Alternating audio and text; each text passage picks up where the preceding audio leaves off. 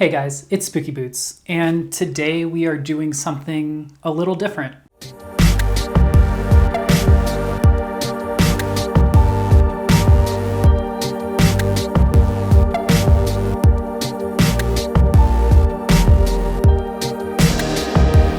I want to design an image that I will eventually put on a t-shirt using some paint, some paper, and old skate wheels. Eventually my computer too. If I like it enough, I might even have it printed. So let's get into today's video. If you guys didn't know this, my spooky family, I will fill you in on some information. I went to art school, and if you guys have always wondered what this frame is just outside of camera frame, I went to a very expensive art school. So, oh, glare. Here's the college. Here's my name, and here's what I did. Bachelor of Fine Arts. Biggest waste of money. So I was on YouTube the other day, and I saw a video from my friend pop up, my friend Rhea. She runs her own YouTube channel. I went to high school with her, and I will link to her content up here. But she had a video recently about abstract art, and it inspired me to want to make a video using some paint.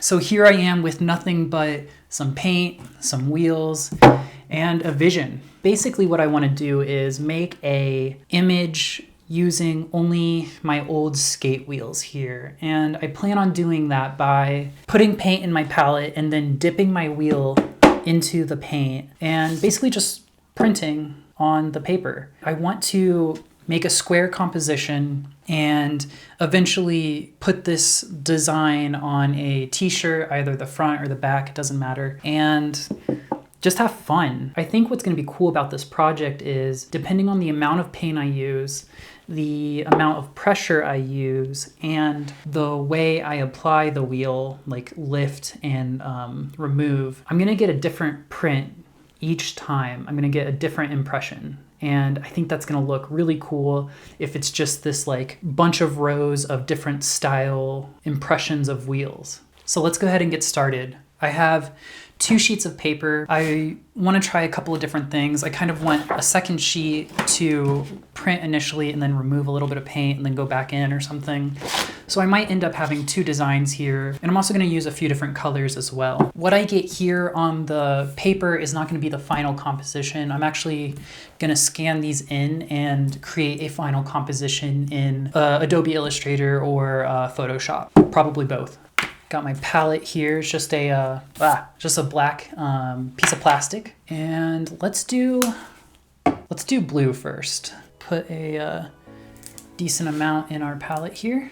I shouldn't have worn long sleeves. I'm wondering what would be better, the old image side, or let's do the blank side with the it's kind of got the mold lines in here. It's not the graphic. Here we go.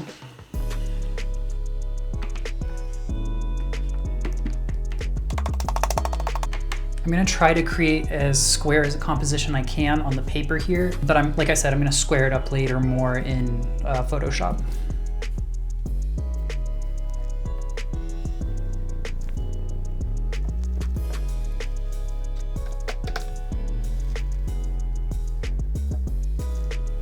Ooh, that's cool.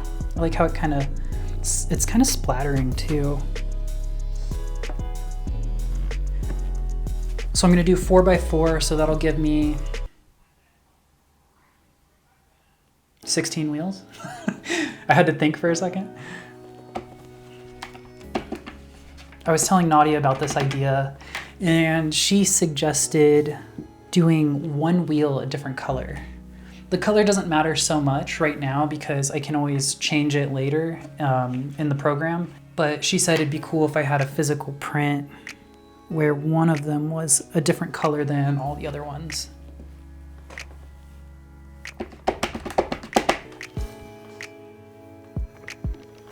So it's been a while since I've worked with paint. In high school, I used to do a lot of acrylic painting.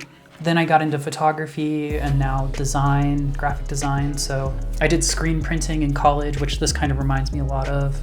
And I haven't really done this kind of stuff in a while, but it's really nice to get away from the screen and make something physical, even though I'm going to be bringing this into the screen later. This is kind of scratching an itch I've had for a little while now. Ooh, I like that. I'm gonna hit it one more time. All right, so 4x4 is done. I'll show you guys what this looks like.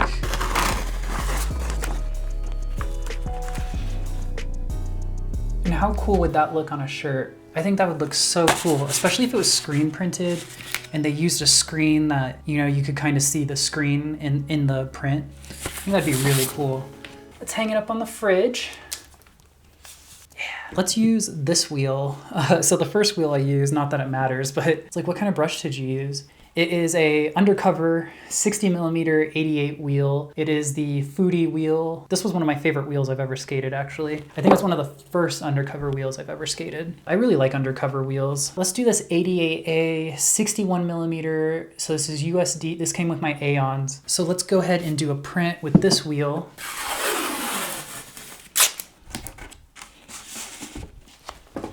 Almost dropped my tea on my workspace here. Let's do 2. So let's do 3. Why not? Oh, I guess I need a bigger palette for that. And I think I'm gonna use the line side again. I think it's gonna give me better results. I could just be making that up. I'm gonna do a lot of prints on this piece of paper. This one was kind of like, I had a final composition in mind. This is gonna be a chaotic sheet of just a bunch of different wheel shapes or different wheel prints in different colors.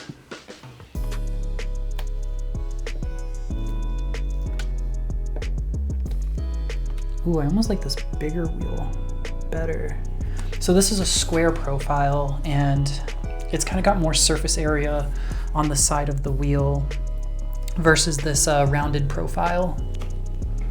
Ooh, the red is so cool. And I like this fat wheel. No, are we out of yellow? Oh, it's all dried up. Damn, not a big deal. Let's do the fuchsia. And like I said, I could change these colors later in Illustrator and Photoshop. Get a fresh wheel here.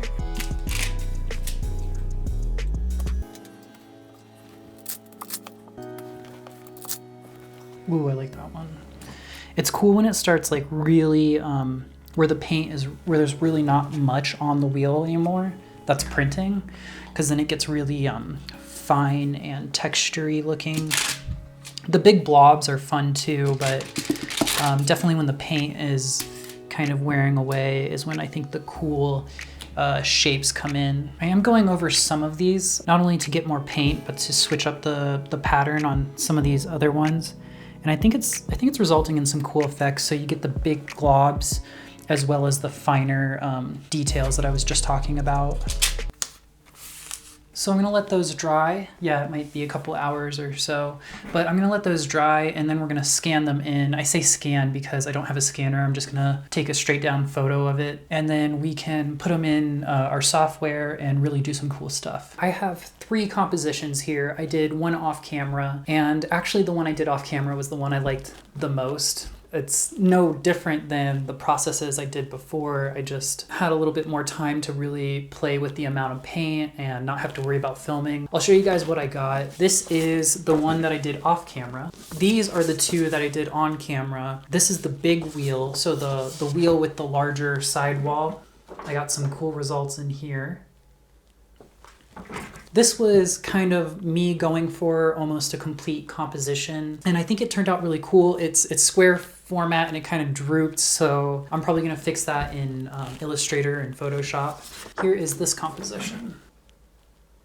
So now I'm basically just gonna scan these in. I'm gonna take a picture of them with my cell phone. I don't have a scanner, but this would be perfect for that kind of thing, but I just don't have one.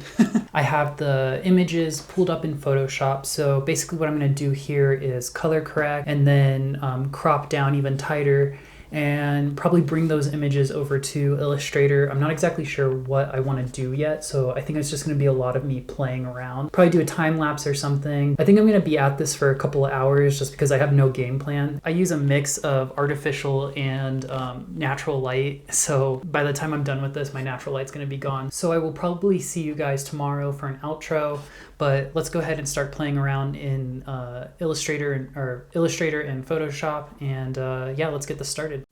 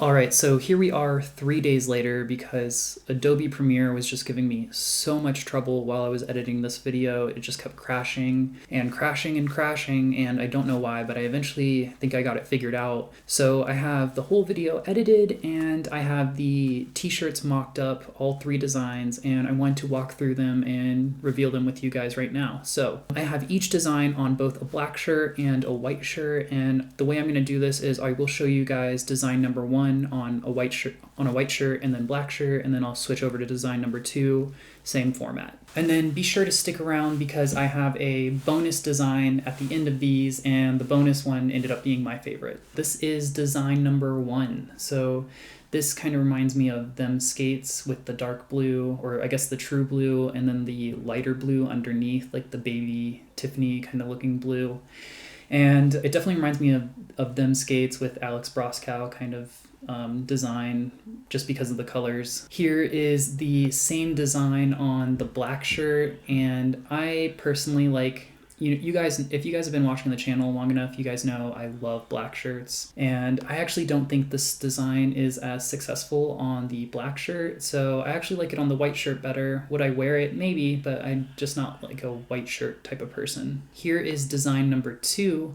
So this is the ketchup and mustard design. It is on a white shirt, and I do think it looks good, but I also, I think it looks better than the black shirt design. So here it is on the black shirt.